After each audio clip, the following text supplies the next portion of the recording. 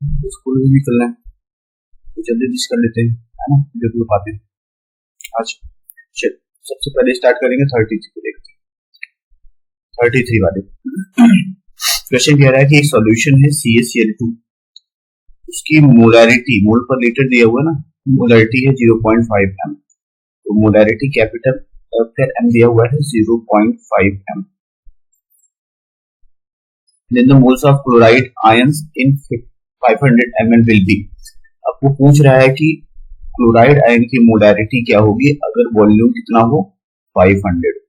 Volume भी कितना दिया सॉल्यूशन का 500। एक बात समझो कि अगर CaCl2 की बात कर रहा है वो, तो CaCl2 जब आयोनाइज होगा तो वो आपको Ca2+ और 2Cl- आयन देगा। ठीक है, अब यहाँ एक चीज देखने की है कि यहाँ पर 1 मोल कैल्शियम क्लोराइड से हमें 2 मोल क्या मिल रहे हैं, क्लोराइड आयन मिल रहे हैं। ठीक है, तो अगर हमको ये पता चल जाए कि इस 500 ml इस सॉल्यूशन में कितने मोल हैं CaCl2 के, तो उसमें 2 का मल्टीप्लाई करके हम Cl का भी निकाल लेंगे। ठीक है, तो पहले इसका हम देखते हैं ये क्या है ना, कितना है। तो अब देखो इसने क्या बोला, 0.5 m। 0.5 m का मतलब है, अगर हम इसका मीनिंग समझे कि 0.5 m का क्या मीनिंग है, तो इसका मतलब ये है कि 0.5 मोल इन 1000 ml सॉल्यूशन, ये इसकी मीनिंग है। ठीक है, 1000 ml, लेकिन हमारे पास कितना है 500 है ना, तो अब निकाल number of moles in 500 ml क्या होगा भाई, 1000 में 5 है, 0.5 है, 0.5 by 1000, 1 ml में कितना आएगा 0.5 by 1000, हमारे पास कितना है 500 ml है। ठीक है, तो कितना जाएगा 0.25 मोल्स, कितने आएंगे 0.25 मोल्स। ठीक है, तो अब 1 मोल में 2 मोल निकलते हैं Cl, इतने में कितने लेंगे, तो Cl ये पर लीटर 300 है ना, ये तो अभी फिलहाल 500 में, तो क्या हो जाएगा 0. तो Cl माइनस के कितने मोल्स आएंगे, Cl माइनस के आएंगे हमारे 0.25 इंटू 2, 0.5 मोल्स, 0.5 मोल्स इसमें आएंगे। तो 0.5 मोल्स Cl माइनस आयन है। इसने पूछा क्या है, इसने पूछा है then moles of chloride ion in 500 ml। हाँ ठीक है, इतने मोल्स आएंगे, लेकिन अगर यही क्वेश्चन पूछ लिया होता आपसे कि क्लोराइड आयन की मोलैरिटी बताइए कि क्लोराइड आयन की मोलैरिटी क्या है, तो 0.5 मोल प्रेजेंट है 500 में, 500 ml में, डिवाइड बाय 1000, सॉरी यहाँ रहेगा 500 ml, यहाँ पे 1000 कर दो, टोटल कितना आता 1 m, तो मोलैरिटी क्लोराइड आयन की 1 m होती। ठीक है, लेकिन उसने क्लोराइड आयन का मोल्स पूछा था, तो मोल्स 0.5, तो एग्जैक्ट आंसर होगा तुम्हारा ए। ठीक है, अगला क्वेश्चन देखो। नेक्स्ट क्वेश्चन कह रहा है कि हमारे पास क्या कह रहे हो, नहीं मोलैरिटी नहीं पूछी है, उसने ये पूछा है कि क्लोरीन के मोल्स 500 कितने, मोलैरिटी पूछती है तो ये वाला ऑप्शन सही होता है।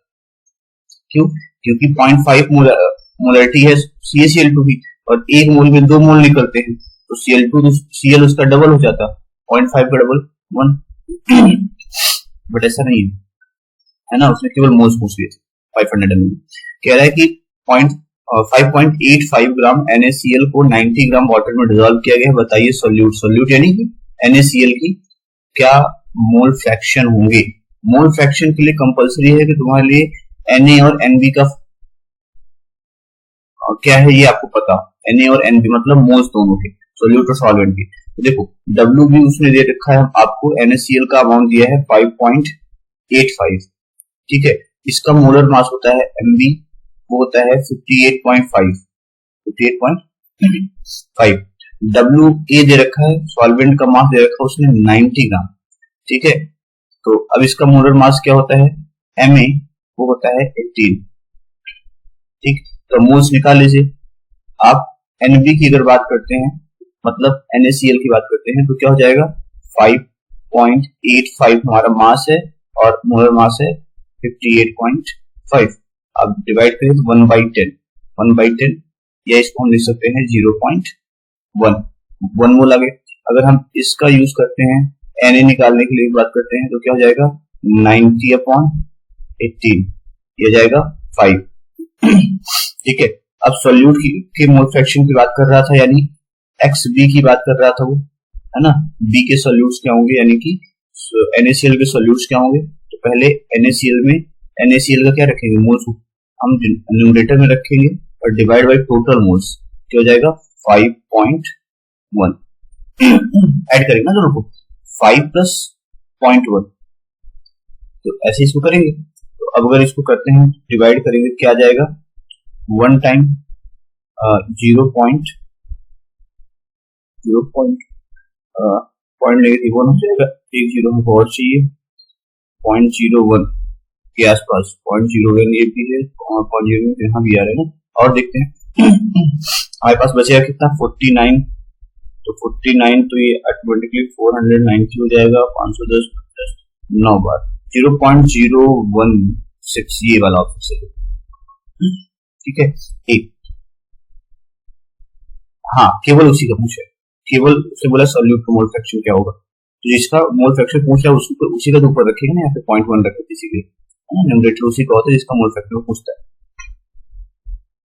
अगला देखो कह रहा है कि 35 number, what is the normality of 0.1 m H3PO4 solution. m 1991 का है। उसने बोला भाई ऐसा है कि मोलैरिटी दे रखा है उसने कितना 1 मोलैरिटी, है ना, और किसकी बात कर रहा है वो H3PO4 की बात कर रहा है। तो जरा ये देखो कि ये कितने H+ दे सकता है। तो जब ये एसोसिएट होगा तो 3H+ देता है, यानी इसकी बेसिसिटी कितनी है इस एसिड की, PO4 3 बेसिसिटी कितनी है इसकी 3 है। तो जब बेसिसिटी 3 है तो यानी कि यही n फैक्टर है, n फैक्टर कितना है 3 है। एक फॉर्मूला होता है कि normality is equal to n factor into molarity. तो मोलैरिटी उसने दे रखा है 1m, n फैक्टर कितना है 3, तो आंसर क्या आ जाएगा 3n। इसका ऑप्शन नंबर डी 3n। अगला देखो, हाँ ये फॉर्मूला यही है, नॉर्मेलिटी इनटू n फैक्टर। ये जो n फैक्टर है ना, ये कितने OH माइनस आयन एक मॉलिक्यूल दे सकता है या कितने H+ आयन दे सकता है, हाँ, या तो क्या ऑक्सीडेशन नंबर क्या है ये भी देख सकते हैं, चार्ज क्या है, अगर कोई आयन के फॉर्म में है चार्ज, वो सारी चीजें आप रख सकते हैं। n फैक्टर तो आपको यूज किया जा सकता है। वो देखें किसकी कैसी कंडीशन है। आगे देखो अगला क्वेश्चन है 36 में, the molarity of 0.2 n sodium carbonate solution will be. Molarity की बात कर रहा है, नॉर्मेलिटी दे रखा है, नॉर्मेलिटी कितना दे रखा है 0.2, है ना। अब सोडियम कार्बोनेट की बात कर रहा है, Na2CO3 की बात कर रहा है। तो इस ये जब स्प्लिट होता है तो क्या बनाएगा 2Na positive plus CO3 2 negative. ठीक है, टोटल पॉजिटिव कितने प्रोड्यूस होने 2, n फैक्टर की वैल्यू क्या हो जाएगी 2 हो जाएगी। ठीक है, तो n फैक्टर की वैल्यू 2 है, तो अब मोलैरिटी अगर निकालना है तो क्या हो जाएगा normality by n factor. Normality कितना देखा है 0.2 और n फैक्टर कितना है 2, यानी कि आंसर क्या आएगा 0.1 m, मोलैरिटी 0.1 m, यानी कि ऑप्शन नंबर कौन सा सही होगा सी। ठीक है, ऑप्शन नंबर सी करेक्ट होगा। ठीक, आगे देखते हैं, how many grams of H2SO4 are present in 0.1 gram mole of H2SO4। ये जो ग्राम मोल ऑफ H2SO4 की बात कर रहा है ये उसके मोल्स ही हैं। ठीक है, CPMT 1990 का क्वेश्चन है, बहुत पुराना क्वेश्चन है। तो उसने दे रखा है कि जो ग्राम मोल्स यानी कि मोल्स कितने हैं, मोल्स उन्होंने दे रखे हैं 0.25 ग्राम मोल्स का मतलब वो मोल्स की ही बात कर रहा है। ठीक है, इतने मोल्स हैं हमारे पास। ठीक है, अब पूछ रहा है कि मास क्या है, बहुत सिंपल सा क्वेश्चन है, तो बहुत सिंपल क्वेश्चन है। ठीक है, देखो moles number of moles equal to क्या होता है कि क्या मास दिया हुआ है डिवाइड बाय मोलर मास कितना, मोलर मास कितना, ये आपसे पूछ रहा है। ये भी गिवन है क्योंकि गिवन क्या है, सपोर्ट दिया है तो 98 होता है, उसका पता है मोलर मास, मोल्स भी पता है, तो क्या हो जाएगा 0.25 ये मोल्स हो गए, इनटू ये जब इधर शिफ्ट करोगे तो ये मल्टीप्लाई भी जाएगा, तो ये मोलर मास कितना होता है 98 इक्वल टू क्या हो जाएगा मास इन ग्राम, मास इन ग्राम, ठीक है। तो क्या हो जाएगा मल्टीप्लाई कर दो 225 प्लस 20 245 24.5 ग्राम 24.5 ग्राम, ठीक है, यानी कि फोर्थ हो जाएगा। 98 ग्राम तो 1 मोल का होता है, तो 1/4 0.25 मोल होता है, 1/4 4 से आप डिवाइड करो इसको, तो 4 9 जा 4 2 जा 8 4 4 जा 16.20 बन जाएगा, इतने ग्राम आएंगे सीधा सा होता है, ठीक। एक मोल में इतना होता है 98 ग्राम, तो 1/4 मोल, भाई इसमें कितने मोल बने 2.25 दिया है तो मतलब वो 1/4 है, 1/4 कर लो उसको, ऐसा भी कर सकते हैं ना इसको। चलो colligative property of the solution depends upon, देखो कॉलिगेटिव प्रॉपर्टी कौन सी हमने पढ़ा है इसको, कि जो कॉलिगेटिव प्रॉपर्टी होती है, कॉलिगेटिव प्रॉपर्टी वो डिपेंड करती है number of solute particle only. Solution की ऐसी प्रॉपर्टीज जो केवल डिपेंड करती है किस बात पे, कि सोल्यूट के कितने पार्टिकल्स, नंबर ऑफ पार्टिकल्स, ठीक है, और नेचर से कोई लेना देना नहीं है। Colligative property of the solution depends on nature of solution, nature of solvent, number of solute particle, number of moles of solvent. Solvent से कोई लेना देना नहीं है, नेचर ऑफ सॉल्यूशन से भी कोई लेना देना नहीं, केवल किस पे, पार्टिकल ऑफ सॉल्वेंट मॉलिक्यूल्स की बात करता है, सिर्फ उससे उसी से मतलब है, बाकी किसी से कोई लेना देना नहीं होता है, ठीक है। 39 नंबर देखो, 39 नंबर क्या कह रहा है, 39 नंबर ये कह रहा है कि which of the following is colligative property, ठीक है, which of the following is colligative property, surface tension नहीं, सरफेस एरिया, ऑप्टिकल रोटेशन नहीं, ऑस्मोटिक प्रेशर, विस्कोसिटी भी नहीं, सब सॉल्वेंट मीडियम पे डिपेंड करती है, केवल ये है ऑस्मोटिक प्रेशर। ऑस्मोटिक देखो चार ही है कॉलिगेटिव प्रॉपर्टी, पहला है relative lowering in vapour pressure, relative lowering in vapour pressure, दूसरा है elevation in boiling point, elevation in boiling point, और तीसरा है depression in freezing point, depression in freezing point, और फोर्थ है ऑस्मोटिक प्रेशर, ऑस्मोटिक प्रेशर है ना, इसमें लिखते हैं pi is equal to N/V RT, ठीक है, तो ये pi is equal to, pi मतलब ऑस्मोटिक प्रेशर की बात कर रहे हैं, इसका सही ऑप्शन क्या होगा osmotic pressure. Which of the not colligative property, इसमें कौन सा कॉलिगेटिव प्रॉपर्टी नहीं है, तो आपके सामने लिखा है ऑस्मोटिक भी है, लोअरिंग वेपर प्रेशर भी है, डिप्रेसिव फ्रीजिंग पॉइंट भी है, रिफ्रैक्टिव इंडेक्स जो है वो कॉलिगेटिव प्रॉपर्टी नहीं है, वो मीडियम पे डिपेंड करेगा, सॉल्वेंट के फिजिकल स्टेट पे डिपेंड करेगा, है ना, विस्कोसिटी पे डिपेंड करेगा। Colligative property are applicable to, colligative property किसके लिए एप्लीकेबल होती है, कंसंट्रेटेड के लिए, आइडियल सॉल्यूशंस के लिए नहीं, आइडियल सॉल्यूशन के लिए नहीं होती है ना, कंसंट्रेटेड सॉल्यूशन के लिए भी नहीं, नॉन आइडियल सॉल्यूशन सही ऑप्शन होगा इसका, नॉन आइडियल सॉल्यूशंस के लिए एप्लीकेबल होती है ना, जो नॉन आइडियल सॉल्यूशंस होते हैं उनके लिए एप्लीकेबल होती है। चलो देखो 42 which of the the vapor pressure of the solution having solid as a solute and liquid as a solvent is vapor pressure of solution, एक ऐसा सॉल्यूशन जो दो लोग उसमें मिलकर बना है, सॉलिड सोल्यूट है और लिक्विड सॉल्वेंट है, तो बताइए कि इसके वेपर प्रेशर क्या होगा। चलो directly proportional to mole fraction of the solvent, ठीक है, फिर inversely proportional to mole fraction of solvent, directly proportional to mole fraction of solute, inversely proportional to mole fraction of solute. देखो पहली बात तो वेपर प्रेशर की बात कर रहे हो, तो तो vapour pressure, relative lowering in vapour pressure जो है वो एक कॉलिगेटिव प्रॉपर्टी है, तो सॉल्वेंट से तो कोई लेना देना नहीं है। पहली बात जो डायरेक्ट, क्योंकि वेपर प्रेशर आप सॉल्यूशन की बात कर रहे हैं ना, एक फॉर्मूला होता है कि भाई पीएस सॉल्यूशन का जो प्रेशर है वो होता है केवल सॉल्वेंट पर डिपेंड करता है, तो पीए नॉट एक्स से मैं इसको मॉडिफाई कर रहा हूं, है ना।